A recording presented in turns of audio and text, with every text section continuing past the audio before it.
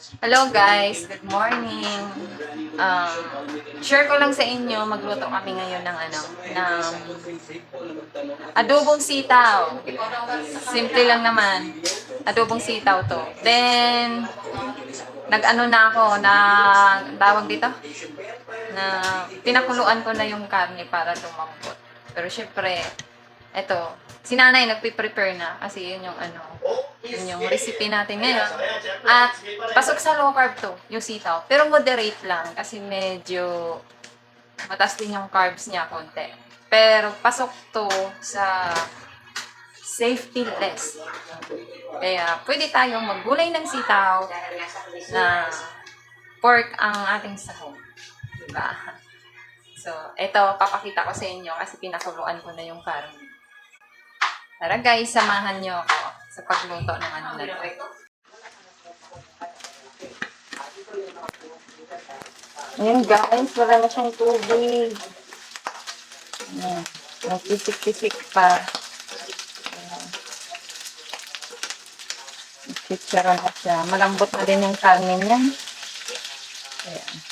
Ako lang ito. Nakakatakot talaga yung nito, mantika. Yung mantika.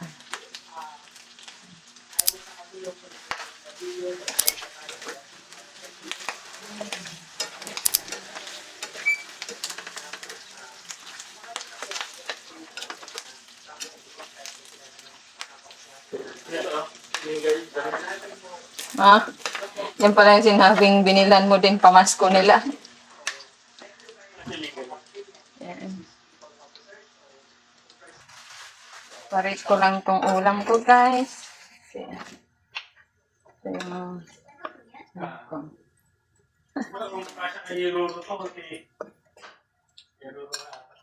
Yan.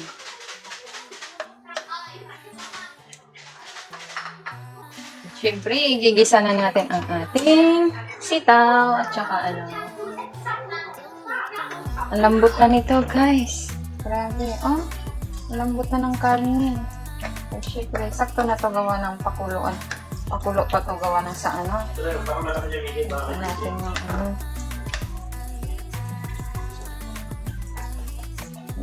Binilhan nila ng damit yung yung pusa para daw pang Pasko na celebrate eh. Yung pusa naming alaga. Nakakatuwa yung pusa namin ngayon, guys. Kasi sa CR talaga siya dumudumi.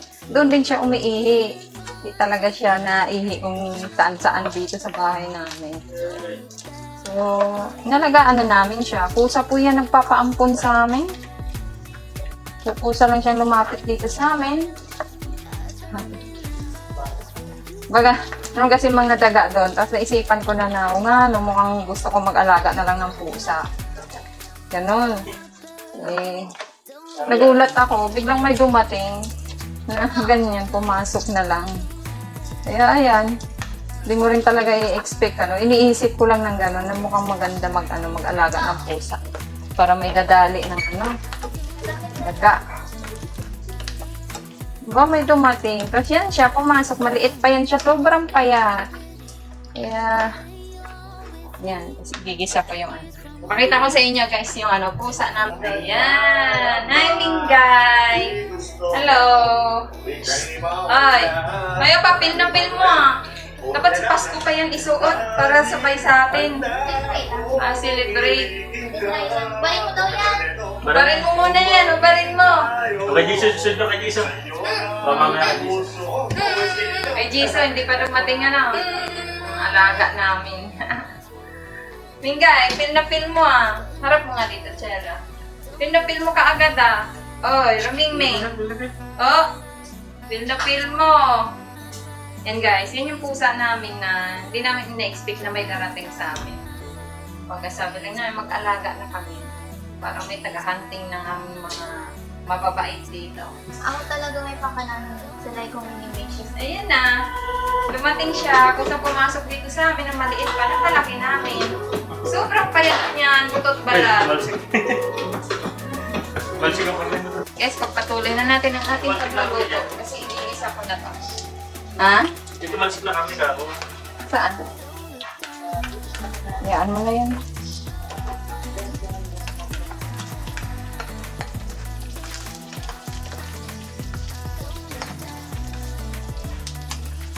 Luya. Ito ang sinanay, may luya yung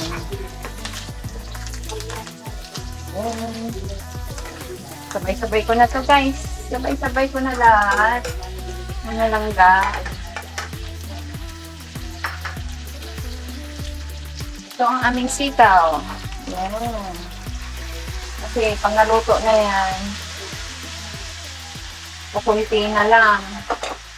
Kaya, yung inaano ko. Takpan muna natin kasi magkakatas yun eh. Mga gulay kasi may sariling tubig, ano? May sariling katas. So, takpan muna natin ito. Sandali. Maliit yung takip ko. Ulitan ko na medyo malaki. Yan, takpan muna natin. Yan. Yan, check natin ang ating niluto. Ayan na guys.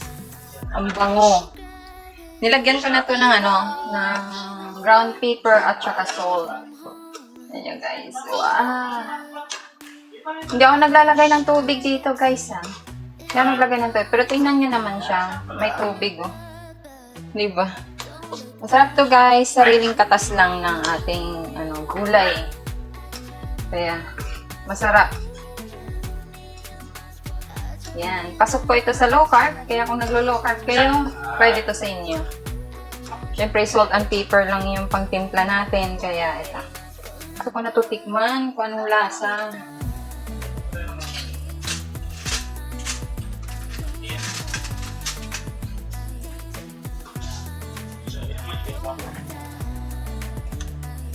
Ito, kung sakto na yung alat tsaka ano. Sarap. Panalo.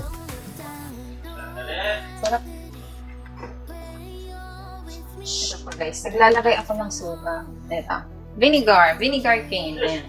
Naglalagay ako ng suka kasi yan po yung sikreto sa niluluto natin para hindi po madaling mapanis. Estimate lang po natin ng mga 2 tablespoon. Promise hindi po mag-aasim ang ating niluluto. In fact, hindi po madaling mapanis. Kahit gawin nyo yan sa pansit, sa spaghetti, o yung ano pang gulay na madaling mapanis. Yung munggo. Pag naggulay kayo ng munggo, yun, madaling mapanis yun. Yan. Yan. Mas lalong litaw yung lasa guys kapag meron tayong suka na nilalagay. Titikman ko siya ulit. Napakasarap. Yummy. Natural yung lasa ng ano? Natural yung lasa ng sitaw. Fresh na fresh po kasi yung sitaw. Ayan na, Ayan. Okay na to guys. Ang dali lang niya lutuin talaga. Pero syempre, kasi naka-low carb ako, mag-separate lang ako ng akin. Tapos, titimplahan ko siya ulit ng may toyo na at saka oyster sauce para sa kanila. Separate lang ako ng sa akin. Kasi bawal ako doon sa mga may suya, mga sauce na yun. Mga alaga, nakadamit na. Ay, aba, feel na feel. Yung isa, ando, nakadamit na rin daw siya, kulay blue. May damit sila. May damit sila. Tanggal. Yeah. Mga alaga nga naman. Yan na. Sakto na ba? Kunting alat pa. Dagdagan mo na lang ng tuyo. Kasi 2 tablespoon lang yung tuyo na nilagay ko eh. Tapos yung asukal, Kayo na mag-adjust. nilagyan mo rin asukal. Nilagyan ko na yung konti. Yan. Siya na nagtitimpla guys kasi ako bawal tukin. Tignan natin guys na naayos sa ating palasa. Na maalat-alat, medyo manamis-namis na maanghang. So, yan kasi ang masarap na timpla sa ano eh. Adobong sitaw. Sarap na ito guys. Naglagay na ako ng half na tubig dyan. Half cup. Ito yan. Okay. Ano yung tubig? Ito lang yan. Yan. Sukat ka. Magkapa dyan eh. Yan naman na. Ginawin na. Wala tayo na. Kita ba dyan sa kaga? Oo. Kailangan ko bumili ng ilaw, ano? Para ano? Dito madilim eh, dyan pa kaya. Kaya, yan. Tikman mo na, pamasarap, pamasarap. Yan, lambatin ko rin. Super lang ba talaga, pinakuluan pa muna. Paano muna natin yan? Pakita muna natin kasi hindi pa natin mapipili ng hindi ko kulot. Yan. Oh, almost perfect na. Perfect. Kaya tigmula para ma-judge natin kung talagang okay na siya. Ayan guys, ito naman yung akin kasi ito yung pasok sa akin. Timpla. Ayan, nakaseparate na ako. Tapos kakain na tayo. Ayan, kasi natatakam na kami gawa ng masarap ang aming ulam na niluto natin ngayon, di ba? Ayan. Ito yun. So, syempre may kanin kasi hindi sila naka-low carb. Tapos yung isda na paksiw, gipreto ko na din. At saka yan lang po ang foods ko. Ayan, kaya kain po tayo. Dito na lang po ang ating video. Thanks for watching. Kung bago lang po kayo dito sa aming channel, don't forget subscribe and like our channel. Thanks for watching guys. Huwag niyo po kalimutan mag-subscribe. Dito na lang po. Kapers. So, salamat po sa panonood. Kahit sa simpleng video lang. Thank you.